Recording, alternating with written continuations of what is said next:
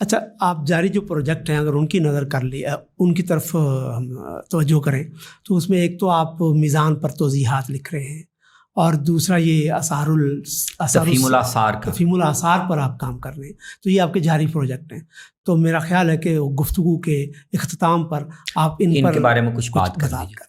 ٹھیک ہے. تو اب گویا میں نے جو اپنے 2-3 دائرے ایک دائرہ ویسے اور بھی تھا، اس پہ کبھی اور بات کریں گے اس پہ، لیکن میرے جو دلچسپی کے علمی تحقیق کے دائرے تھے، اب گویا اب تک جتنا سفر ہوا ہے تو اب میں جو کام کر رہا ہوں وہ دونوں اسی اسکول آف تھاٹ کے مختلف اداروں کے ساتھ ہی کر رہا ہوں. یونیورسٹی میں تدریس کر رہا ہوں صحیح، لیکن جو میرا تصنیف تحقیق کا کام ہے وہ ایک تو جو المورد پاکستان کے ساتھ میرا 4-5 سال سے میزان کے توضیحی مطالعے پر ایک کام چل رہا تھا، وہ اب تقریباً تکمیل کے قریب ہے. اچھا، اس کے کافی حصے اشاعت میں چھپ چکے ہیں.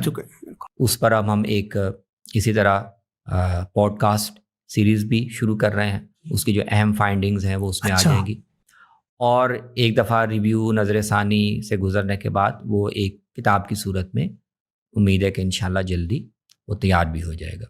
تو میزان کا توضیحی مطالعہ وہ ایک پروجیکٹ ہے جس کو میں مکمل کر رہا ہوں، اور اس کو ایک حتمی شکل دینے میں وقت لگے گا.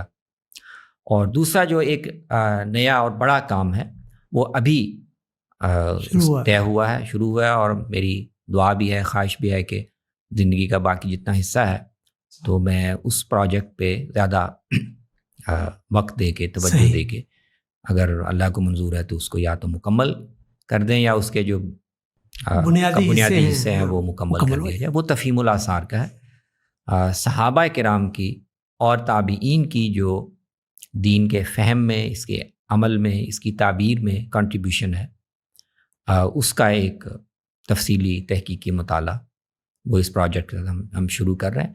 تو تحریک تو اس کی مصنف ابن ابی شیبہ کے ترجمے اور تعلیقات کے موقع پہ ہوئی تھی، لیکن موقع اس کا اب پیدا ہوا ہے. تو ہم اس کی ریکارڈنگ تو ہم نے شروع کر دی ہے، جلد ہی انشاءاللہ وہ تحریری صورت میں بھی اس کے اجزاء سامنے آنے شروع ہو جائے.